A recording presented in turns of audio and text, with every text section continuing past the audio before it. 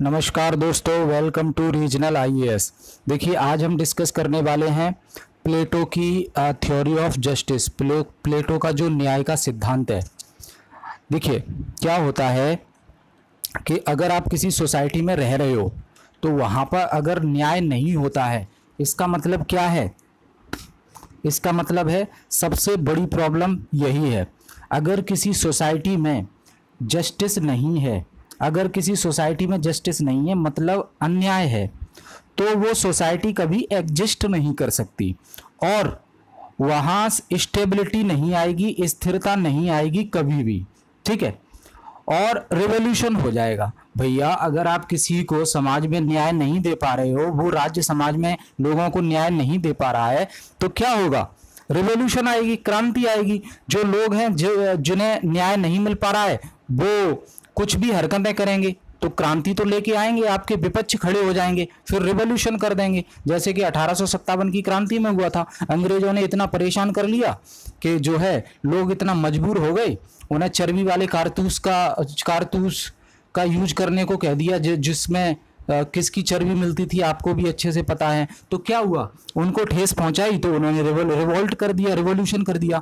यही होता है। अगर सोसाइटी में व्यक्ति को न्याय नहीं मिल पाएगा तो फाइनली जो है सोसाइटी बर्बाद हो जाएगी, स्टेबल नहीं रहेगी और सोसाइटी में रिवॉल्यूशन आ जाएगा और जो सोसाइटी है वो डिसइंटीग्रेट हो जाएगी, बिखर जाएगी। ठीक है, इसीलिए जस्टिस एक फाउंडेशन है, नींव है।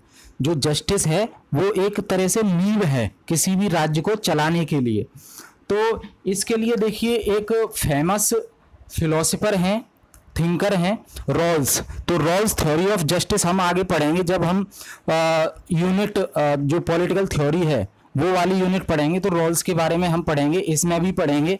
ठीक है, तो तब हम डिटेल में जाएंगे। रॉल्स का जो सिद्धांत है वो काफी महत्वपूर्ण है और आज भी जो है उसका रिलेवेंस बहुत ज्यादा है। ठीक है, तो अगर जस्टिस के बारे में एक लाइन में कहें तो justice is a most important function of any state. किसी भी राज्य का जो न्याय होता है वो सबसे महत्वपूर्ण जो है कार्य होता है। ठीक है, प्लेटो का जो जस्टिस है वो मोरल जस्टिस है। मोरल जस्टिस मतलब समझ रहे हैं, नैतिक न्याय। मतलब प्लेटो ये चाहता है कि व्यक्ति कोई गलत काम करे ही ना तो न्याय देने की, अन्याय करने की, न्याय देने की उसको नियम कानून की बात ही ना आए। तो वो प्लेटो चाहता है कि व्यक्ति के अंदर ऐसी शिक्षा, एजुकेशन डेवलप कर दी जाए कि व्यक्ति कभी अन्याय करे ही ना वो चोरी करे, ना मारकाट करे, किसी भी कानून को न मानने से इनकार ना करे। तो ऐसा मानो कि व्यक्ति जो है न्याय को वो अपनी धर्म और ड्यूटी समझे और जो राज्य है, जो रूलिंग क्लास है, जो शासन कर रही है, वो भी जस्टिस को न्याय और धर्म समझे। ठीक है, तो चलिए देख लेते हैं प्लेटो क्या कहते हैं इसके बारे में। देखिए, theory of justice. The idea of justice has been the core concern of political philosophy from Plato to Marx. अगर हम प्लेटो से लेके मार्क्स तक जितने भी फिलोसोफर पढ़ेंगे उनकी बात की जाए तो पॉलिटिकल फिलोसफी में जस्टिस एक कंसर्निंग विषय है। ठीक है, और Plato has also discussed the idea of justice in depth. और प्लेटो ने जो है आइडिया ऑफ जस्टिस को जो है डेप्थ में डिस्कस किया है। और जो उसकी बुक है, कौन सी बुक में डिस्कस किया है, ध्यान रखिएगा, प्लेटो की बुक को याद रखनी है आपको, पूछ लिया जाता है प्रश्न। प्लेटो की बुक है द रिपब्लिक और रिपब्लिक का जो सब टाइटल है उसका सब टाइटल ही है कंसर्निंग जस्टिस। मतलब प्लेटो की जो रिपब्लिक बुक है वो जस्टिस पर फोकस करती है। जैसे प्लेटो ने जो है जस्टिस की जो डायग्नोसिस की थी, जस्टिस के लिए डिबेट की थी कि जस्टिस होना कैसा चाहिए और सब लोगों की उसने राय ली उसमें। ठीक है, तो उसने जो है प्लेटो ने एक मेथड का यूज किया। प्लेटो का मेथड कौन सा है आपको याद होना चाहिए। 2 वीडियोस हम ऑलरेडी अपलोड कर चुके हैं, आपको प्लेटो का मेथड याद होना चाहिए। जी हाँ, प्लेटो का मेथड है मेथड ऑफ डायलेक्टिक्स, MOD, मतलब डिबेट की फॉर्म में, डायलॉग की फॉर्म में। वो हर किसी से डिबेट करता है और उसके बाद फाइनली कंक्लूजन पर पहुंचता है कि क्या सही है क्या गलत है। उसके बाद सभी लोगों के व्यू लेने के बाद वो अपनी थ्योरी प्रोपोगेंड करता है। ठीक है, ये उसका मेथड है काम करने का। तो ये मेथड आपको याद रखना है, मेथड्स ऑफ डायलेक्टिक या MOD कहें इसे। ठीक है, तो प्लेटो जो मेथोडोलॉजी यूज करता है उसमें प्लेटो जो है अलग अलग लोगों से जो है राय मांगता है कि जस्टिस कैसा होना चाहिए, भाई आप बताओ आपके हिसाब से जस्टिस कैसा होना चाहिए। उसके बाद हम कंक्लूजन निकाल के जो पॉजिटिव पॉइंट है वो निकाल लेंगे, जो निगेटिव पॉइंट है वो छोड़ देंगे। तो पॉजिटिव पॉइंट्सों को एक जगह कलेक्ट करके हम अपनी नई थ्योरी देंगे जिसे कहा जाएगा थ्योरी ऑफ जस्टिस प्लेटो की।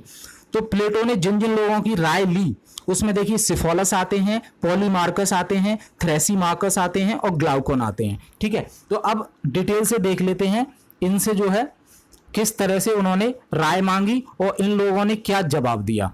तो देखिए सबसे पहले बात आती है सिफोलस की। तो भैया सिफोलस से प्लेटो ने पूछा कि भैया सिफोलस आप ये बताओ कि जो, ये ध्यान रखिएगा आप, सबसे बड़ी खासियत प्लेटो की क्या है कि प्लेटो ने जो है किसी एक वर्ग विशेष को अपनी राय में अपनी डिबेट में शामिल नहीं किया है। प्लेटो ने जो है अलग अलग प्रकार के लोगों को इस डिबेट में हिस्सा दिया है और उनसे अपनी राय पूछी है जस्टिस के बारे में। तो सबसे पहले हम जो बात करेंगे वो करेंगे सिफोलस की। ठीक है, तो सिफोलस ध्यान रखिए एक ओल्ड मैन है, बुजुर्ग व्यक्ति है। ठीक है, तो सिफोलस से कहा भैया सिफोलस आप बताओ आपके हिसाब से जस्टिस है क्या। तो सिफोलस ने कहा, सिफोलस ने दो बातें कही, justice is doing one's duty, मतलब ये कह रहे हैं कि किसी की काम को करना ही न्याय है। ठीक है, और दूसरा ये कहते हैं वंस ड्यूटी पेइंग, परफॉर्म मतलब पेइंग्स अ वंस ड्यूटी, मतलब अगर आप किसी से जो है कर्जा लिया है आपने तो आप उसको चुका दो, वही न्याय है। तो सिफोलस ने क्या कहा कि सबसे पहला कि justice is doing one's duty, अपना काम करना, किसी का काम करना ही न्याय है, और दूसरा पेइंग वंस ड्यूज, अगर किसी से आपने कर्जा ले रखा है तो उसको चुका दो, वही न्याय है। तो सिफोलस के फॉर्म में जो है न्याय क्या है, ये दो बातें कही उन्होंने।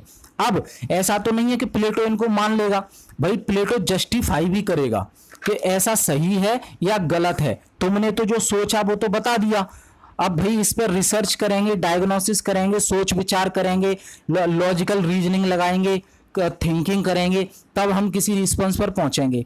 तो अब इन दोनों बातों को सुनने के बाद प्लेटो ने क्या किया, प्लेटो ने कहा भाई Plato approves that justice is duty but he puts question mark on the second idea.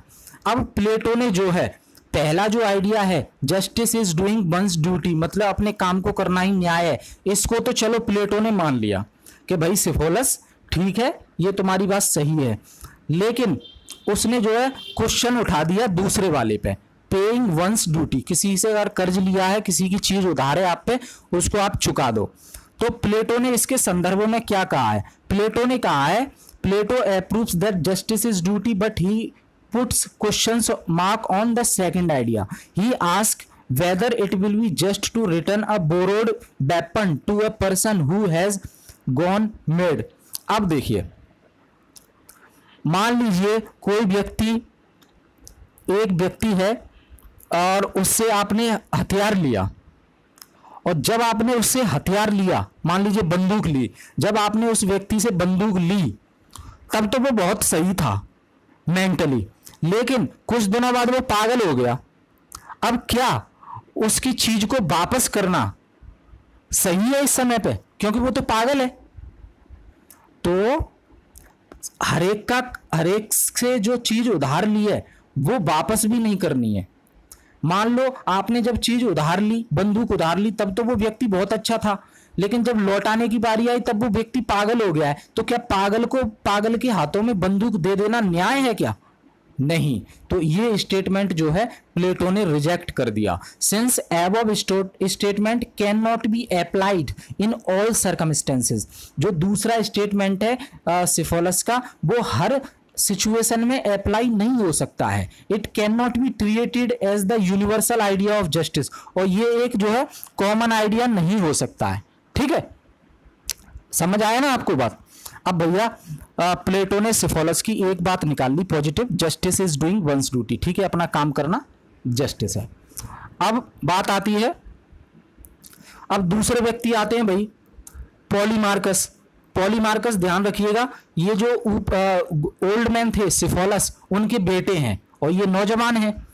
तो पॉलीमार्कस से पूछा, भैया आपके पिताजी ने तो आइडिया दिए हमें, आप भी दे दो, क्या सोचते हो न्याय के बारे में। तो पॉलीमार्कस ने कहा, he suggest that justice is giving everyone his dues, being good to your friend and evil to your enemy. देखिए, इन्होंने कहा कि आपके जो अच्छे मित्र हैं उनका ड्यूज आप वापस कर दो। भाई पॉलीमार्कस को बुरा लग गया कि उनके पिताजी का एक स्टेटमेंट गलत सिद्ध कर दिया। तो पॉलीमार्कस ने उसी स्टेटमेंट में थोड़ा सा सुधार करके और अपनी बात कही। पॉलीमार्कस ने कहा कि प्लेटो, आपने पिताजी के स्टेटमेंट को तो रिजेक्ट कर दिया कि जो है पेइंग वंस ड्यू, रिजेक्ट कर दिया आपने कि किसी से उधार लिया है तो उसको लौटा दो। लेकिन मैं कह रहा हूं, जो अच्छे मित्र हैं आपके, उनसे अगर कोई चीज उधार ली है वो लौटा दो आप, यही न्याय है। ठीक है। तो अब प्लेटो कहते हैं, मतलब अच्छे मित्र की जो उधार चीज ली है ना उसे वापस कर दो, और जो बुरा मित्र है, दुश्मन है, दुश्मन की चीज को वापस मत करो। अब इस बात पे प्लेटो का व्यू देख लेते हैं। भाई प्लेटो हर बात पे व्यू देंगे अपना, क्या सही है या गलत। तो प्लेटो ने कहा, it is not easy to identify who is your enemy और हु इज योर फ्रेंड। अब प्लेटो ने कहा, भाई पॉलीमार्कस ये बता दो, आप कैसे पता लगा पाओगे कि जो मित्र है आपका वो अच्छा मित्र है आपके लिए या बुरा मित्र है। भाई असमंजस वाली बात है ना। We may end up doing harm to our friend and favours to our enemy, hence it is better to be good with all. देखिए, जो आज आपका दोस्त है हो सकता है वो कल आपका दुश्मन बन जाए, और हो सकता है आज जो दुश्मन है आपका वो आपका दोस्त बन जाए। तो कैसे पता लगाओगे भैया कि कौन सा मित्र आपका अच्छा है और कौन सा बुरा है। समझ रहे हैं। तो इन्होंने प्लेटो ने इसको भी जो है रिजेक्ट कर दिया। और प्लेटो ने, अब देखिए यहाँ पे एक चीज मैं आपको बता देता हूं, जब हम इंटरनेशनल रिलेशंस वाली यूनिट पढ़ेंगे ना, तो इंटरनेशनल रिलेशंस में ये चीज बहुत अच्छे से अप्लाई होती है। देखिए, मान लीजिए अमेरिका हमारा किसी समय पे साथ नहीं देता, लेकिन अब अमेरिका हमारा मित्र बना हुआ है। कभी चीन हमारा मित्र था लेकिन चीन अब नहीं देता है। तो देखिए, अंतर्राष्ट्रीय संबंध में, इस वर्ल्ड में दूसरे देशों के साथ जो संबंध हैं, हो सकता है आज आपके फेवर में कोई कंट्री बोल रही है, कल आपके अगेंस्ट में बोले। तो ये कोई निश्चित नहीं है, ये तो बदल दिया जाता है, चेंज होता रहता है इस चीज में। तो जस्टिस कभी किसी के लिए हार्मफुल नहीं होना चाहिए। समझ रहे हैं। तो प्लेटो ने जो है कह दिया कि तुम्हें कैसे पता कि कौन तुम्हारा दोस्त है कौन दुश्मन है। तो प्लेटो ने इस आइडिया को जो है रिजेक्ट कर दिया, और क्योंकि वो कहता है हो सकता है आज जो तुम्हारा दोस्त है वो कल दुश्मन हो जाए। समझ रहे हैं। तो जस्टिस कभी किसी के लिए हार्मफुल नहीं होना चाहिए। तो प्लेटो इसके लिए कहते हैं, justice means doing good but not include idea of harming someone. तो प्लेटो कहते हैं कि जस्टिस वो है जो किसी के लिए हार्मफुल ना हो, और जस्टिस वो है जो किसी के लिए हार्मफुल ना हो और सबके लिए अच्छा हो, वो जस्टिस है। ठीक है। अब बात आती है तीसरे व्यक्ति की जो डिबेट में हिस्सा ले रहे थे। अब दूसरे व्यक्ति हैं थ्रेसिमार्कस। भाई इनका तो कहना ही अलग है, ये तो सोफिस्ट हैं। एथेंस में जो टीचर बच्चों को पैसे लेके शिक्षा देते थे और कहते थे, आओ बच्चों हम तुम्हें बताते हैं पावर में कैसे आते हैं, how to come in power, कैसे राजा बनोगे, कैसे किंग बनोगे, कैसे रूल करोगे। तो ये थ्रेसिमार्कस जो है उन्हीं में से एक है, सोफिस्ट में से। तो यहां पे देखिए, अगर आपसे प्रश्न पूछा जाता है कि सोफिस्ट का न्याय के संबंध में क्या विचार था, तो ये आप डायरेक्ट लिख सकते हैं, क्योंकि थ्रेसिमार्कस सोफिस्ट हैं। ठीक है। और इनका जो व्यू पॉइंट है वो काफी इंपोर्टेंट हो जाता है, क्योंकि ये तो अगेंस्ट में चलते हैं प्लेटो के। ठीक है। क्योंकि प्लेटो तो इनकी दुकान बंद करवाने पे लगा हुआ था ना, इतने अच्छे अच्छे विचार फैला रहा है समाज में, तो इनकी तो दुकान बंद होनी थी। तो ये तो अगेंस्ट में चलते हैं। तो थ्रेसिमार्कस सोफिस्ट हैं, और ये पॉलिटिकल टीचर थे ये, और ये इंडिविजुअलिस्टिक हैं, मतलब अपने आप के बारे में सोचते हैं, मटेरियलिस्टिक वर्ल्ड में विश्वास करते हैं, भौतिकवाद में, और इनका एक ही वो है कि कैसे पावर में आया जाए, और हमेशा सोक्रेटिस के जो है अगेंस्ट में रहते हैं। सोक्रेटिस ट्रेडिशन में 3 लोग आते हैं, सोक्रेटिस, प्लेटो और एरिस्टोटल, तो इन लोगों के हमेशा विपक्ष में रहते हैं, ठीक है। तो अब थ्रेसिमार्कस से पूछा गया, भैया आप ही बता दो कि आपके हिसाब से न्याय क्या है। तो थ्रेसिमार्कस ने कह दिया, भैया justice is interest of strong, मतलब जिसकी लाठी उसकी भैंस, वही जस्टिस है। जैसे जंगल में चलता है ना, शेर ज्यादा ताकतवर है तो उसी की चलेगी और वही न्याय है। मतलब ये कहते थे पावरफुल बनो और नियम कानून बनाओ और मजे करो। सोफिस्ट बोलते हैं कि ऐसे लॉ, ऐसे नियम कानून जो हमारे अपोजिट हैं और जो हमें खुल के काम नहीं करने देते अपनी मन मर्जी के मुताबिक, उन्हें फॉलो मत करो, ये सोफिस्ट कहते थे। तो इसी थ्योरी को सोफिस्ट थ्योरी ऑफ जस्टिस भी हम बोलते हैं, ठीक है, क्योंकि थ्रेसिमार्कस सोफिस्ट थे। ये कहते थे कि it's better to be unjust, क्योंकि लॉ जो बनेंगे वो interest of people in power होंगे। जो पावर में लोग बैठे हैं ना, उनके हितों के साधने वाले ही नियम कानून बनेंगे, हमारे लिए थोड़ी ना बनेंगे। तो इससे अच्छा है कि हमें न्याय ना मिले, हम अनजस्ट रहें, लेकिन हम उनको फॉलो नहीं करेंगे। इसलिए कानून तोड़ो, अपना फायदा देखो, बस मजे करो, ठीक है। तो अब देख लेते हैं इसमें क्या मेंशन है। Justice is the interest of the stronger, in other word might is right, ठीक है। तो जो ताकतवर है उसी की चलेगी, वही न्याय है। According to Thrasymachus, those who are in power make laws in their own interest and it becomes the duty of others to follow laws. Thus justice is the interest of the strong, जो ताकतवर है उसी के हित में होंगे justice. It simple terms might becomes right, जो ताकतवर है वही सही है। The reality of the world is that world understand the argument of power rather than power of argument. और ये वर्ल्ड जो है, वो कहते थे वर्ल्ड जो है जो पावर में है उसी की चलेगी, ठीक है। और यही ये सिखाते थे लोगों को कि आओ भाई अच्छी अच्छी फीस दो, ज्यादा हम आपको सिखाएंगे कि पावर में कैसे आना है। तो for Thrasymachus it is better for person to overlook the law. Thrasymachus कहते थे कि लॉ को मानो ही मत, in this way he will serve his interest better. We see one of the earliest idea of civil disobedience. ये कहते थे जो नियम कानून हमारे हित में नहीं है उन्हें मत मानो। In the idea of Thrasymachus Plato does not have a very strong argument. लेकिन भैया प्लेटो के दिमाग में आई, सोफिस्ट जो कह रहा है वो तो रियलिटी जो चल रही है वही कह रहा है, लेकिन अगर प्लेटो इसके अगेंस्ट में कोई आइडिया नहीं देंगे तो प्लेटो को तो कोई ना कोई व्यू देना ही था, नहीं तो ये कमजोर साबित हो जाएंगे। तो हालांकि प्लेटो के पास इनके खिलाफ बोलने के लिए कुछ था नहीं इस स्टेटमेंट के लिए, कुछ ना कुछ तो बोलना था। तो Plato suggest that it is wrong to consider that the law of the state are just the interest of the strong. इन्होंने कहा कि भैया थ्रेसिमार्कस ये गलत बोल रहे हो आप कि जो स्ट्रॉन्ग लोग हैं, मजबूत लोग हैं, ताकतवर लोग हैं, उन्हीं के हितों के लिए लॉ बनाए जाते हैं। नहीं, it is our duty to obey the laws. ये हमारा ड्यूटी होना चाहिए लॉ का पालन करना। It is never better to disobey the law, और हमें उनका अनादर नहीं करना चाहिए, उनका पालन करना चाहिए, ठीक है। The law of the soul of the person who does not obey the law never satisfied. जो नियम कानून का जो है पालन नहीं करेगा वो कभी सेटिस्फाई नहीं हो सकता। व्हाट थ्रेसिमार्कस टेल्स, अब थ्रेसिमार्कस ने क्या कहा कि tells is the reality whereas the what Plato says should be the reality. देखिए थ्रेसिमार्कस ने जो कहा वो रियलिटी है, लेकिन प्लेटो जो कहना चाहते हैं वो ये कहना चाहते हैं रियलिटी ये होनी चाहिए, आप जो कह रहे हो वो नहीं। Both the views have their importance, और दोनों के जो व्यूज हैं वो अपनी अपनी जगह पर सही हैं, अपना अपना महत्व है उनका। Only when we know what is we can try what ought to be. केवल हम ये कर सकते हैं कि क्या अच्छा होना चाहिए भविष्य में, वो हम कर सकते हैं, ठीक है।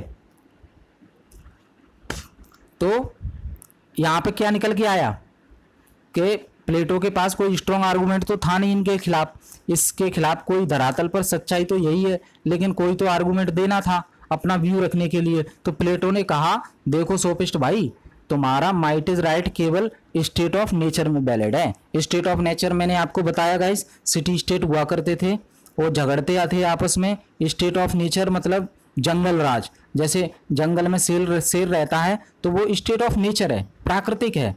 तो ये स्टेट ऑफ नेचर में वैलिड है माइट इज राइट, सोसाइटी में नहीं। आप सोसाइटी में रहते हो, सब लोगों के साथ रहते हो, क्योंकि जंगल में कोई कानून और रूल नहीं होता है। जिसके पास ज्यादा ताकत है वो बड़ा है और मनमानी भी करता है, जैसे कि शेर, समझ रहे हैं। तो माइट इज राइट जो है स्टेट ऑफ नेचर में सही है, लेकिन प्लेटो कहते हैं आप सोसाइटी में रहते हो, जंगल में नहीं रहते। तो प्लेटो ने जो है जस्टिस को सुपीरियर बताया है पावर से। प्लेटो कहते हैं शक्ति से बढ़कर जस्टिस है। अगर सोफिस्ट का व्यू मान लिया जाए तो सोसाइटी में इनस्टेबिलिटी आ जाएगी, बर्बाद हो जाएगी सोसाइटी, क्योंकि जो ताकतवर है वो किसी छोटे व्यक्ति को जीने नहीं देगा, जो सोसाइटी के लिए सही नहीं है। प्लेटो कहते हैं कि हार्मोनी होनी चाहिए, शांति होनी चाहिए, कोऑपरेशन होना चाहिए आप आपस में। इसलिए लॉज जो होते हैं वो एक फाउंडेशन होते हैं, और अगर आप लॉ ब्रेक करोगे तो फिर वो सोसाइटी नहीं रहेगी, वो जंगल राज में बदल जाएगा। इसलिए सोफिस्ट का व्यू रियलिस्टिक है, लेकिन प्लेटो का व्यू आइडियलिस्टिक है। आइडियलिस्टिक मतलब क्या होना चाहिए, और रियलिस्टिक मतलब अभी क्या है सामने। ठीक है, तो अब हम देखते हैं चौथा व्यक्ति ग्लाउकन। ग्लाउकन ना पुअर पर्सन है, गरीब आदमी है। ठीक है, तो ग्लाउकन कहता है his theory is called contractual theory. इसकी थ्योरी को भी हम कॉन्ट्रेक्चुअल थ्योरी भी कहते हैं, प्रैग्मेटिक थ्योरी भी हम कहते हैं। ठीक है, तो अब ग्लाउकन भैया आप बात सही समझ में आना है, जो है गरीब आदमी है, तो इसने अपना विचार क्या रखा, इसने तो वही कहेगा भैया जो जस्टिस होता है वो गरीबों के हित में होना चाहिए। His theory is called contractual theory. According to Glaucon the justice is the interest of the weak. Justice जो है गरीबों के हित में होना चाहिए। According to him those who are weak, जो कमजोर हैं, who could not protect themselves on their own come together and form the state, hence is the state is for the protection of weak। देखिए ग्लाउकन कहते हैं, ग्लाउकन भैया गरीब आदमी है, वो यही कहेगा कि जो न्याय है वो गरीब के हित में होना चाहिए, और जो है अपने आप को सुरक्षित महसूस करने के लिए वो लोग क्या करते हैं, आपस में इकट्ठे होकर स्टेट बना लेते हैं, राज्य बना लेते हैं, और स्टेट फिर उनकी प्रोटेक्शन करता है। ठीक है, ये कहना है ग्लाउकन का। लेकिन प्लेटो यहाँ कहते हैं भैया Glaucon it is wrong to think that the state is meant only for weak. देखिए ये गलत है कि राज्य जो केवल जो है कमजोर व्यक्तियों की सहायता करता है या कमजोर व्यक्तियों के लिए होता है। State is the interest of all. State सभी के लिए होता है, राज्य सभी के लिए होता है। ठीक है, क्यों? अब देखिए आप एग्जाम्पल बताइए मुझे। देखिए मैं आपको एग्जाम्पल देता हूं। मान लीजिए अंबानी है, क्या उसको न्याय की जरूरत नहीं है? न्याय की तो जरूरत है ना उसको। क्या हमारे मिनिस्टर्स हैं, क्या उनको न्याय की जरूरत नहीं है? क्या हमारे धर्मगुरु हैं, क्या उनको न्याय की जरूरत नहीं है? क्या सिर्फ कमजोर व्यक्ति को ही न्याय की जरूरत है? भैया स्टेट की जरूरत सबको पड़ती है, क्योंकि यहां कोई भी व्यक्ति सेल्फ सफिशिएंट नहीं है। ऐसा कोई व्यक्ति नहीं है कि उसके खाने के लिए, पहनने के लिए, रहने के लिए, आने के लिए, जाने के लिए, सोने के लिए सारी सुख सुविधाएं जो है वो खुद जनरेट कर ले। नहीं, इन सब चीजों के लिए वो दूसरे पे डिपेंड होता है। और कुछ चीजें जो है हमारी सोसाइटी फुलफिल कर देती है, लेकिन कुछ ऐसी चीजें हैं जिन्हें सोसाइटी फुलफिल नहीं कर पाती, उन्हें राज्य ही फुलफिल करता है। मान लीजिए दूसरा देश जो है हम पर आक्रमण कर दे, तो कौन बचाएगा? तो भैया न्याय की जरूरत केवल कमजोर व्यक्तियों को नहीं है, अमीर व्यक्तियों को भी है, और सबके लिए है। स्टेट जो है सबके लिए होना चाहिए, किसी एक के लिए नहीं। तो ग्लाउकन का ये जो स्टेटमेंट है वो रिजेक्ट कर दिया। प्लेटो ने अपनी जो बुक में कहा भी है कि न्याय सबके लिए है, और उसका जो सबटाइटल है वो कंसर्निंग जस्टिस है, आप याद रखिएगा। ठीक है, अब बात कर लेते हैं। इतना सब डिस्कस करने के बाद जो फाइनली निकल के आता है वो क्या है? तो पहला, जस्टिस इज द ड्यूटी। ठीक है जी, जस्टिस एक ड्यूटी है, हम काम करेंगे और हमें न्याय मिलेगा। क्यों? क्योंकि हम मान लो अपनी जॉब करते हैं तो पहले काम करते हैं, तभी तो हमें सैलरी मिलती है। तो काम करो, न्याय मिलेगा। महात्मा गांधी भी ये कहते थे, पहले व्यक्ति को ड्यूटी अपनी पूरी करनी चाहिए, तब स्टेट न्याय देगा, जस्टिस करेगा। सेकंड है, justice is a virtue. Justice एक गुण है। The objective of justice can not B harming anyone, और जस्टिस का उद्देश्य ये नहीं है कि वो किसी को नुकसान पहुंचाए। The laws of the state are for the welfare of all, और जो स्टेट के कानून बनेंगे ना वो सबके वेलफेयर के लिए होंगे। It is better to be just rather than unjust, और कहते हैं कि न्याय आपको मिले ये सबसे अच्छी बात है, न कि न्याय न मिले। समझ रहे हैं? जस्टिस कैन नॉट बी, हालांकि इंडिया में जस्टिस डिले हो जाता है लेकिन मिलता है, वो सबके लिए होना चाहिए।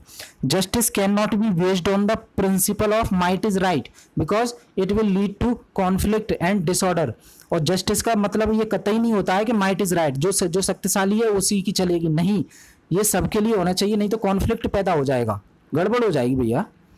अब justice leads to peace, harmony and excellence, और जस्टिस से हार्मोनी आती है, शांति आता है, शांत वातावरण होता है, सोसाइटी अच्छे से चलती है। ठीक है, अब बात कर लेते हैं प्लेटो ने क्या आइडिया दिया इतना कंक्लूजन निकालने के बाद। प्लेटो आइडिया ऑफ जस्टिस, देखिए प्लेटोस की एम्बिशन क्या है?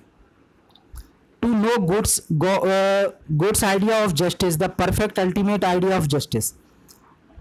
To understand God's idea of justice we require reason, वो कहते हैं हमें जो है गॉड्स आइडिया ऑफ जस्टिस चाहिए, और गॉड्स आइडिया ऑफ जस्टिस मतलब भगवान के द्वारा जो न्याय किया जाता है वो वाला आइडिया चाहिए हमें जस्टिस के लिए। और जो गॉड्स आइडिया ऑफ जस्टिस है वो रीजन से आता है। हमने डिस्कस किया था ना, आदमी के अंदर 3 क्वालिटी होती हैं, रीजन, करेज और एपिटाइट। रीजन जिसके अंदर ज़्यादा होता है वही किंग बनेगा, ऐसा कहते हैं प्लेटो। तो अगर आपके अंदर रीजन ज़्यादा है तो आपके अंदर आइडिया ऑफ जस्टिस आएगा, गॉड आइडिया ऑफ जस्टिस। ठीक है, अब बात आती है from where we can get God's idea of justice, हम गॉड्स आइडिया ऑफ जस्टिस कहाँ से ले सकते हैं? तो प्लेटो कहता है सोल से, आत्मा से, because soul is the part of God, क्योंकि आत्मा जो है भगवान का हिस्सा होती है, उसी से अपनी अंतरात्मा से पूछ के आप न्याय करोगे तो वो गॉड्स आइडिया ऑफ जस्टिस होगा। वो कहते हैं ना कहावत थी, पंच परमेश्वर, समझ रहे ना? बस समझ गए आप। Which soul is a just soul, अब बात आती है कि भैया ऐसी कौन सी आत्मा है जो जस्ट सोल हो, जो न्याय देने लायक हो, और who is a just man, ऐसा कौन सा व्यक्ति है जो न्याय देने वाला व्यक्ति हो?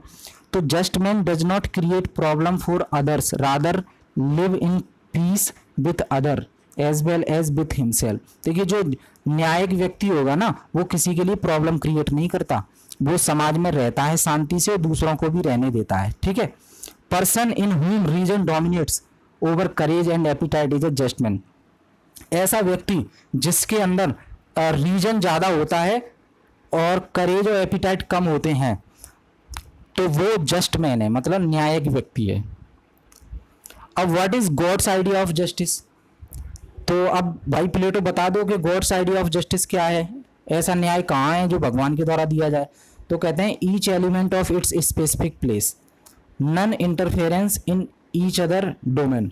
तो देखिए कोई किसी के काम में दखलंदाजी ना करे, यही सबसे अच्छा है, यही न्याय है। ठीक है, अब idea of justice at the level of state, राज्य के लेवल पे और स्टेट के लेवल पे आइडिया ऑफ जस्टिस क्या है? तो state is individual writ large, मतलब राज्य सब कुछ है। It means state is bigger form of individual, जैसे कि इंडिविजुअल व्यक्ति मिलके एक राज्य बनाते हैं, तो इंडिविजुअल के लिए जो लॉ होता है, जस्टिस होता है, उसी के बड़े रूप को अगर स्टेट पर अप्लाई कर देना तो वो स्टेट लेवल का जो है जस्टिस बन जाएगा। समझ रहे हैं ना आप? तो why Plato makes this statement and what is the context, ये पूछ रहे हैं। तो इसका जवाब हम दे देते हैं कि प्लेटो कह रहा है idea of justice at the level of state. तो इसने कहा प्लेटो ने state is individual writ large, इससे समझ में आता है कि जो इंडिविजुअल लेवल पे हम जस्टिस को अप्लाई करते हैं उसी के बड़े रूप को स्टेट लेवल पे भी अप्लाई करें तो वो सेम रहेगा, वही न्याय है। तो इसका जो एक्सप्लेनेशन देख लेते हैं। He wanted to show that the principle of justice applicable at level of individual can be applied in the case of state. जो इंडिविजुअल पर लागू होता है जस्टिस का सिद्धांत, न्याय का सिद्धांत, वो राज्य लेवल पे उसका बड़ा रूप लागू कर दो तो वही न्याय है। application of principle of justice found at the individual level of individual case of state, just like the three elements are organized in a specific manner in the just soul. Similarly, state should be organized into a three classes. कौन सी classes हैं भैया? तो basis of classes, it is the spiritual quality of soul. State will have following classes. State के पास ये classes होनी चाहिए. Ruling class, state को जो है 3 क्लास में डिवाइड कर दिया है. पूरे राज्य के जो व्यक्ति हैं उन्हें 3 भागों में बांट दिया है. पहला रूलिंग क्लास जो शासन करेगी और उसके अंदर रीजन सबसे ज़्यादा होगा. दूसरा है सोल्जर क्लास, उसके अंदर करेज सबसे ज़्यादा होगा. तीसरा है प्रोड्यूसर क्लास, उसके अंदर एपिटाइट सबसे ज़्यादा होगा. मतलब रूलिंग क्लास मतलब शासन वर्ग, सोल्जर क्लास मतलब जो है सैनिक वर्ग, प्रोड्यूसर क्लास मतलब मजदूर वर्ग. अब 3 भागों में बांट दिया लोगों को प्लेटो ने. भाई रूलिंग क्लास में जो व्यक्ति आएंगे वो शासन करने लायक हैं. सोल्जर क्लास में जो आएंगे वो मिलिट्री में जाएंगे, फोर्स में जाएंगे और अपने देश की रक्षा करेंगे. प्रोड्यूसर क्लास है भैया एग्रीकल्चर, किसान, खेती और प्रोडक्शन इंडस्ट्री ये सब संभालेंगे. ठीक है. Ruling class and the soldier class together form the guardian class. और रूलिंग क्लास और सोल्जर क्लास को मिलाकर हम कहते हैं गार्जियन क्लास. और each class will be performing it's specific duty. और हर क्लास के व्यक्ति अपना अपना काम करेंगे. They will not interference in each other work. और ये एक दूसरे के काम में जो है अड़चन पैदा न करेंगे. What will be the outcome. अब आउटकम क्या निकलता है ऐसा करने से? तो एक्सीलेंस. एक्सीलेंस आता है, हार्मोनी आती है क्योंकि नो इंटरफेरेंस है, पीस आती है. What is the feasibility of this state. क्या ये स्टेट वास्तव में बन सकती है? फिजिबिलिटी क्या है इसकी? तो according to Plato it is feasible, ये बन सकती है. Man is not self sufficient. अब प्लेटो इसके संदर्भ में अपने सुझाव देता है कि भैया मैन सेल्फ सफिशियंट नहीं है, वो सब कुछ उसकी जरूरत की चीजें वो खुद पैदा नहीं कर सकता, वो किसी न किसी पर निर्भर है. तो man is not a self sufficient, hence man forms society और स्टेट. इसलिए मैन जो है सोसाइटी बनाता है, राज्य बनाता है, जिससे उसकी आवश्यकताएं पूरी हो सकें. Each class plays a vital role without which society can not sustain. और हर क्लास अपना अपना रोल निभाती है जो कि बहुत इंपॉर्टेंट है, जिसके बिना सोसाइटी एग्जिस्ट नहीं कर सकती. सोसाइटी डिसइंटीग्रेट हो जाएगी, बिखर जाएगी. Each class understand the importance of the other class. और हर क्लास दूसरी क्लास का इंपोर्टेंस समझती है. What is the essence of Plato's idea of justice. अब प्लेटो की आइडिया ऑफ जस्टिस का जो है इसेंस क्या है, तत्व क्या है? Justice is a proper stationing. Justice is non interference in each other war. समझ रहे? अब भैया ये देख लेते हैं, सब कुछ हमने डिस्कस कर लिया. इतना सारा राज्य है, आदमी ऐसे होने चाहिए, 3 वर्गों में डिवाइड होने चाहिए, न्याय ये होना चाहिए. ग्लाउकन का पूछ लिया हमने, थ्रेसी मार्कर से पूछ लिया, पॉली मार्कर से पूछ लिया और सिफोलस से पूछ लिया, सोफिस्ट के व्यू जान लिए, सब कुछ डिस्कस कर लिया. अब भैया ये बता दो कंक्लूजन में कि क्या इसका सारांश क्या निकलता है. तो कंक्लूजन क्या है? कंक्लूजन ये है कि Plato's ideal state can not be accepted in contemporary times. आज के समय में तो ये नहीं है possible. There are many drawbacks. Plato's scheme we cannot divide any system which cannot define without correct attitude of a person. Efficiency or excellence are not be the sole principle of justice. What Plato is talking about is ideal, but its practical form will not be desirable. ऐसा practical में possible नहीं है. Example, Plato's theory of classes come near to Indian concept of वर्ण system. India में भी वर्ण system चलते थे, क्षत्रिय, ब्राह्मण, वैश्य, शूद्रा, ये चलते थे ना. वैसे ही इसने भी डिवाइड कर दिए. तो मतलब क्या निकला फिर? हाउएवर वर्ण system got destroyed into class system. वर्ण सिस्टम को इसने क्लास में बना दिया है. तो ये तो हम जानते हैं कि प्लेटो आइडियलिस्टिक है. उसने अपने अप्रोच रखे, जो सही है वो लिया गया, जो सही नहीं है वो छोड़ा गया. ठीक है. और जो कमी रह गई थी, इनकी एक पुस्तक आई है द लॉज, इनकी पुस्तक है, उसमें इन्होंने कबूल भी किया है. जब लोग इनका क्रिटिसिज्म करते हैं तो कहते हैं हाँ कोई अगर कमी है तो उन्होंने द लॉज जो बुक है उसमें वो कमी दूर कर दी है. ठीक है, तो गाइज ये सारी चीजें हमने डिस्कस की जो है जो जस्टिस है उसके बारे में। ठीक है, तो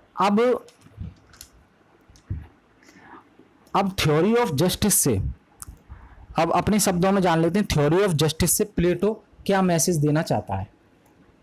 तो there is continuing in ethics and politics, state is a idea of person living in the state और कंक्रीट मैनिफेस्टेशन। मतलब स्टेट सक्सेस तभी होगी जब वहाँ के लोग सही होंगे, अच्छे होंगे। फॉर एग्जाम्पल, अगर लोग रिश्वत देंगे ही नहीं तो लेगा कौन? तो स्टेट वैसे ही करप्शन फ्री बन जाएगा। जैसे फॉर एग्जाम्पल, स्वच्छता खुद करने लगेंगे, अगर हम स्वच्छता साफ सफाई खुद करने लगेंगे तो आपको क्या लगता है कि भारत सरकार को स्वच्छता अभियान चलाने की जरूरत है? नहीं ना। तो प्लेटो चाहते हैं कि जो न्याय है ना वो मोरली लोगों के अंदर होना चाहिए, लोग गलत काम करें ही ना, उनके अंदर इतनी एजुकेशन, इतनी नॉलेज और इतने विचार उनके स्ट्रांग होने चाहिए, मोरली वो स्ट्रांग होने चाहिए कि कोई गलत काम करे ही ना, तो न्याय की जरूरत ही नहीं पड़ेगी। वैसे ही अगर हम साफ सफाई रखते तो क्या मोदी जी को स्वच्छता अभियान चलाने की जरूरत पड़ती? ना पड़ती भाई। तो वही इसेंस निकलता है। प्लेटो चाहते हैं कि मोरली जस्टिस होना चाहिए लोगों के साथ, और प्लेटो का जो फोकस होता है वो मोरल जस्टिस पे होता है कि आदमी को गलत कभी करना ही नहीं चाहिए जिससे न्याय की जरूरत ही ना पड़े। समझ रहे हैं? तो गाइज ये हमने डिस्कस किया। आई होप ये सारी चीजें आपको बहुत पसंद आई होंगी, समझ में आया होगा। तो आज के वीडियो को हम यहीं विराम देते हैं, मिलते हैं अगले वीडियो में इनकी नई थ्योरी के साथ। तब तक के लिए बहुत बहुत धन्यवाद।